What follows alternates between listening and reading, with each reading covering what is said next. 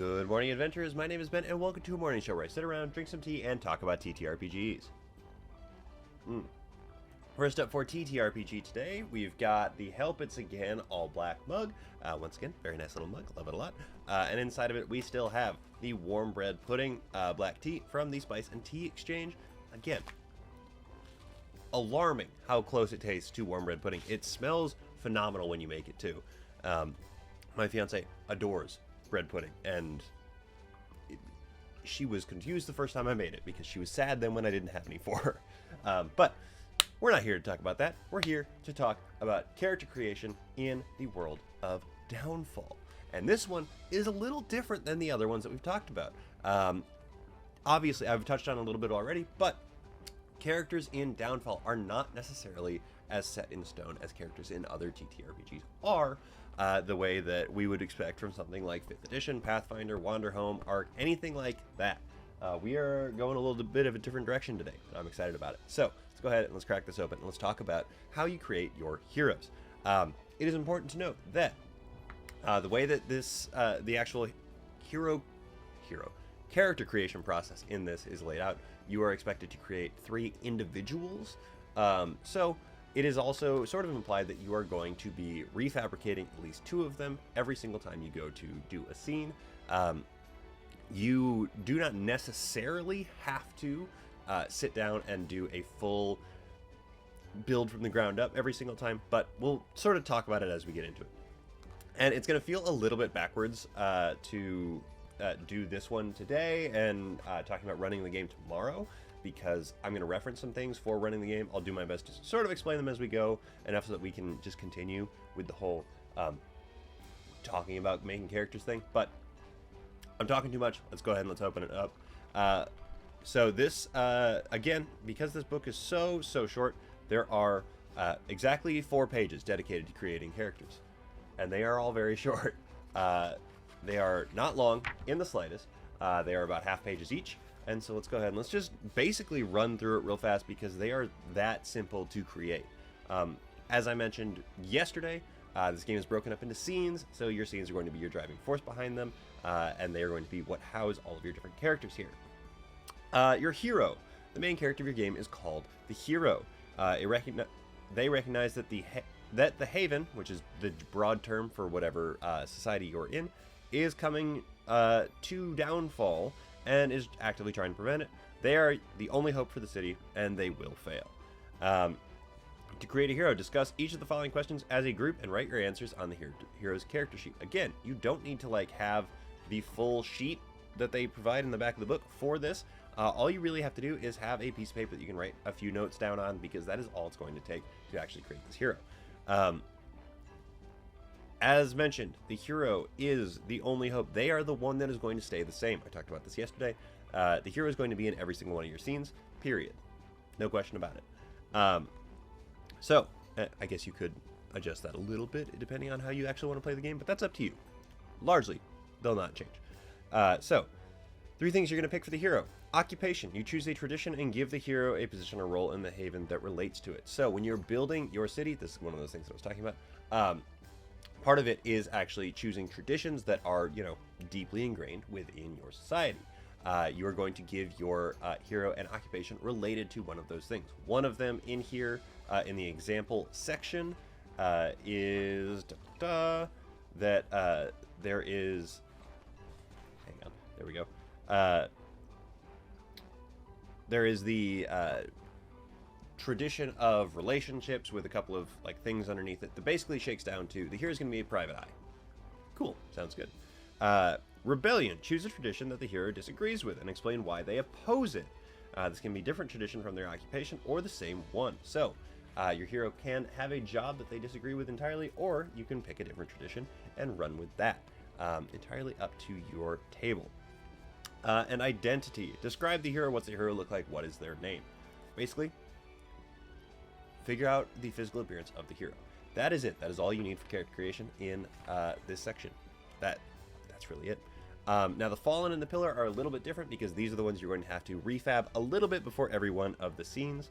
For all of these sections, but you can do it real quick and run through it real fast, because their motivation is staying the same, and the personality would be the thing that would take the longest to actually develop. So the 3 things you will need for the Fallen. The relationship to the hero. What is it? One word descriptor is easy enough for you. Family, friend, rival, whatever. Just pick a word. That is their overall relationship with the actual hero. Occupation. Choose a tradition and give the Fallen a position or role in the Haven that relates to it. So if you're working with this private eye, their occupation might be career criminal. It might be an opposing private eye. It might be something anywhere in between those. Basically, you are looking for linking it to the actual fabric of society, the same way you have linked the hero to the fabric of society, and you are going and giving them something that is related to that. Finally, identity. Same as the hero, describe them. What do they look like? What is their name?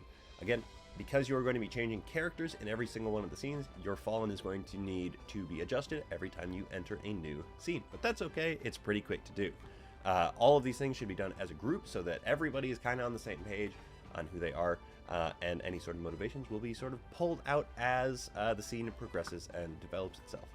Finally, the pillar. The exact same 3 things as the Fallen. Relationship to the hero. What is one connection between the pillar and hero? Choose one and describe it. Family, friend, rival, etc.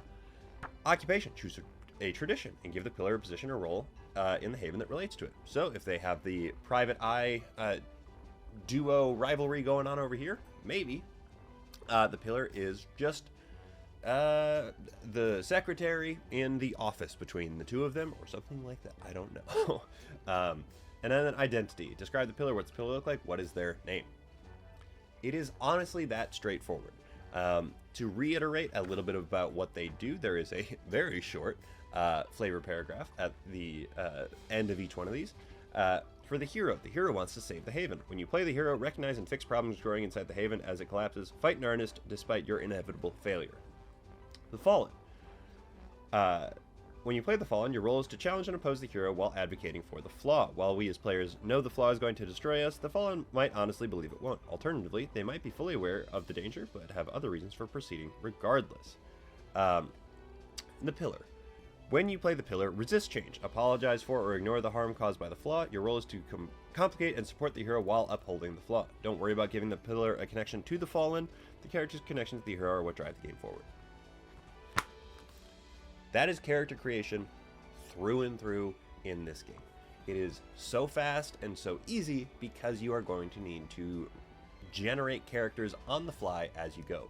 This game is going to be really, really great for practicing short scenes if you are, less comfortable with it while you're trying to get deeper into a campaign from a different game or something like that. Like if you're playing a Pathfinder game and you really want to develop your character, but you're not super comfortable with the roleplay bit, this is actually a really great game to go ahead and give a shot, because you are going to be able to, for 5 minutes at a time, take on a character and then drop it with basically no consequences. That is the way that it works. It is a really, really interesting way to approach characters within a game, because the actual city, the Haven, whatever you end up creating, is basically the core of the game, not the characters themselves.